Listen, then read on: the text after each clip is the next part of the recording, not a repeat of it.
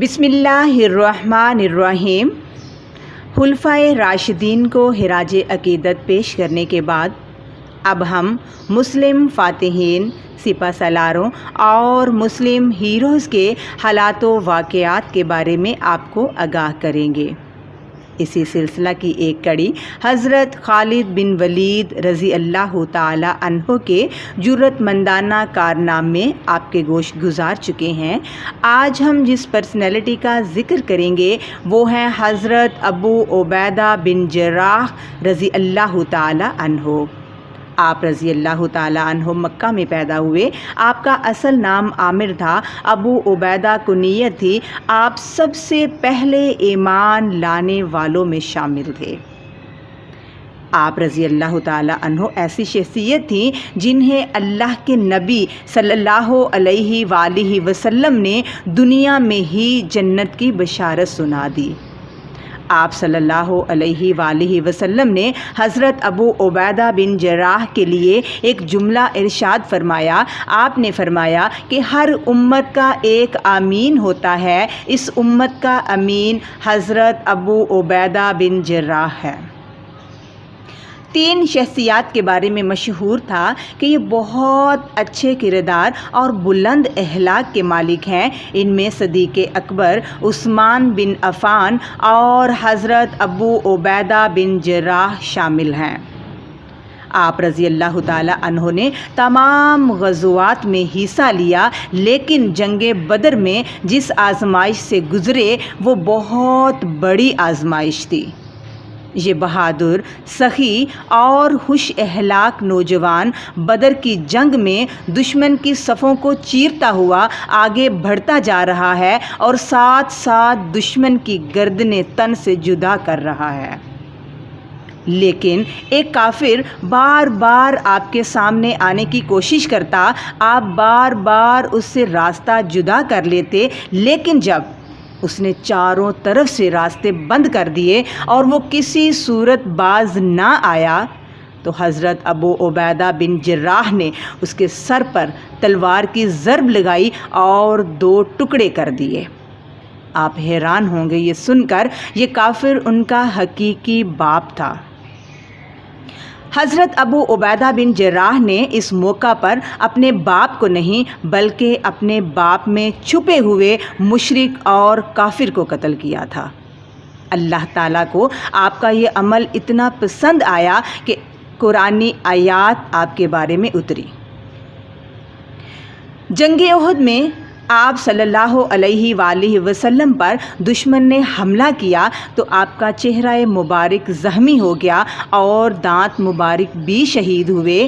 آپ صلی اللہ علیہ وآلہ وسلم کے چہرہ مبارک پر لوہے کی کڑیاں تھیں جن کو نکالنے کے لیے حضرت ابوبکر صدیق رضی اللہ تعالی عنہ آگے بڑھے، لیکن حضرت ابو عبیدہ بن جراح نے یہ سعادت حاصل کرنا چاہی تو آپ صلی اللہ علیہ وآلہ وسلم نے حضرت ابوبکر صدیق رضی اللہ تعالی عنہ کو اشارہ کیا کہ حضرت ابو عبیدہ بن جراح کو یہ سعادت حاصل کرنے دو۔ آپ رضی اللہ تعالی عنہ نے فرمایا، اگر میں ہاتھوں سے ان کڑیوں کو نکالوں گا تو آپ کا چہرہ مبارک زخمی ہو جائے گا۔ آپ رضی اللہ تعالی عنہ نے اپنے دانتوں سے ان کڑیوں کو نکالا اور آپ کے سامنے کے 2 دانت شہید ہو گئے۔ صحابہ فرماتے ہیں کہ 2 دانت شہید ہونے کے بعد آپ کا چہرہ پہلے سے بھی خوبصورت لگنے لگا۔ ایک بار عیسائیوں کا ایک ڈیلیگیشن آیا اور آپ صلی اللہ علیہ وآلہ وسلم سے کہا کہ ہمارے ساتھ ایک ایسے شخص کو بھیجے جو ہمیں تعلیمات نبوی سے روشناس فرمائے۔ آپ صلی اللہ علیہ وآلہ وسلم نے فرمایا، مسجد نبوی میں دوپہر کے وقت آنا، میں ایسا شخص تمہارے ساتھ کروں گا جو قوی بھی ہے اور امین بھی۔ ہر صحابی کی تمنا جاگ اٹھی کہ کاش ہمیں ان کے ساتھ بھیجا جائے۔ آپ صلی اللہ علیہ وآلہ وسلم نے تمام صحابہ پر نظر دوڑائی اور حضرت ابو عبیدہ بن جراح کو منتخب کیا۔ جنگ یرموک کے موقع پر حضرت ابو بکر صدیق رضی اللہ تعالی عنہ کی وفات کے بعد حضرت عمر فاروق رضی اللہ تعالی عنہ نے حضرت خالد بن ولید کو ان کے عہدے سے ہٹا کر حضرت ابو عبیدہ بن جراح کو اسلامی افواج کا سالار اعلیٰ بنا دیا۔ اس کی وجہ یہ تھی کہ لوگ سمجھتے تھے کہ جنگی فتوحات جو ہو رہی ہیں وہ خالد بن ولید کی وجہ سے ہو رہی ہیں، بلکہ صحیح عقیدہ یہ ہے کہ جو کامیابی حاصل ہوتی ہے وہ اللہ کی مدد سے حاصل ہوتی ہے۔ رومیوں کے خلاف یہ ایک فیصلہ کن جنگ تھی۔ لوگوں کو حضرت عمر فاروق رضی اللہ تعالی عنہ کے اس فیصلے سے اختلاف ہوا۔ ان کا خیال تھا کہ مسلمان یہ جنگ ہار جائیں گے، کیونکہ دشمن تعداد میں بہت زیادہ تھے جبکہ مسلمان تعداد میں بہت کم تھے۔ لیکن حضرت عمر فاروق رضی اللہ تعالی عنہ کا اللہ پر یقین تھا۔ انہوں نے فرمایا، آج اگر فتوحات حضرت خالد بن ولید کی وجہ سے ہو رہی ہیں تو کل کو جب وہ نہیں ہوں گے تو کیا اسلام ختم ہو جائے گا؟ حضرت ابو عبیدہ بن جراح کے جرأت مندانہ عمل اور فہم و فراست سے شام، عراق اور فلسطین کے علاقے فتح ہوئے۔ ایک بار ایک عیسائی سفیر آپ رضی اللہ تعالی عنہ کے پاس آیا اور کہنے لگا کہ آپ کی سادگی کو دیکھ کر اور آپ کی شجاعت کو دیکھ کر میرا دل چاہتا ہے کہ میں کلمہ پڑھ کر مسلمان ہو جاؤں۔ چنانچہ اس نے کلمہ پڑھا اور مسلمان ہو گیا۔